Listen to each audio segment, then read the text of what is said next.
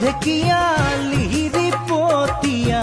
বতাহত যেনেকৈ হানে ঢোলৰে চাপৰত তোৰে লাহি কঁকাল দুচেও তিনি চেওকৈ ভাগে তোৰ দৰে নাচনি দেখি শ্ৰীকৃষ্ণই বাঁহী বজাইছিলে চাগে মোৰ মইনা ঐ বাঁহী বজাইছিলে চাগে